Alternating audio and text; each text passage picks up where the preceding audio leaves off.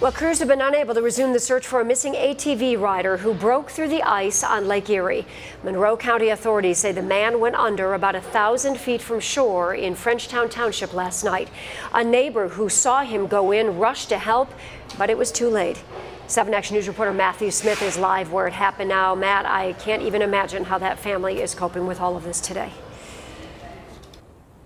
Hard for anybody to even kind of think about how they would be feeling, Joanne. I actually had a chance to talk with Derek Bondy's father for a little while off camera. Just looking into his eyes, you could see the emotion. It doesn't take a genius to realize this has to be the worst day of this man's life. Now, the story right now are these conditions. So this is the slush, that wet mess that is causing so much trouble. Actually, if you look out here on Lake Erie, you can see the water is actually puddling up and over the ice that does remain out here right now. In fact, this is what is causing search and rescue crews so much trouble and causing them to not even start that rescue mission they were hoping to start at first light.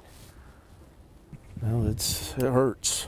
Derek Bondy's uncle didn't hide his emotions as he watched the sun rise over the ice that failed under his nephew's four-wheeler.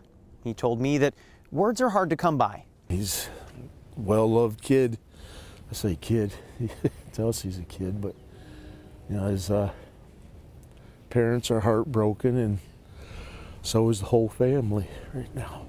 About 1,000 feet from shore, investigators say the only sign of the accident is a 12-foot wide hole in the ice. Bondy, an outdoorsman, typically avoided the lake during the winter. Last night he rode out.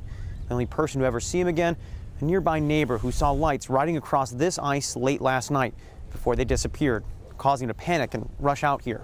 You know, the guy was hanging on and said, "Help me," but by the time the fire rescue got there, it was too late.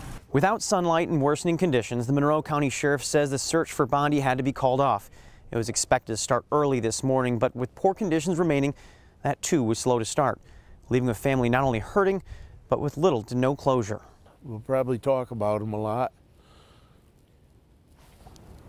We'll laugh about it and cry about it. Now, it may be hard to actually hear this back at home, but as you look out in the ice, what I'm hearing out here are loud booming noises. It's actually the cracking of the ice going up and over each other as we're hearing the ebb and flow of that ice. Obviously, it is melting in a hurry. I did reach out to the Monroe County Sheriff's Office to find out if they even will start that rescue, or possibly what they would be considering now a recovery mission for Bondy's body, but they have not yet said. Originally, they were hoping to start it by light, but they had noted that it would depend on the ice conditions, and last update I got is that they are very, very poor conditions at that.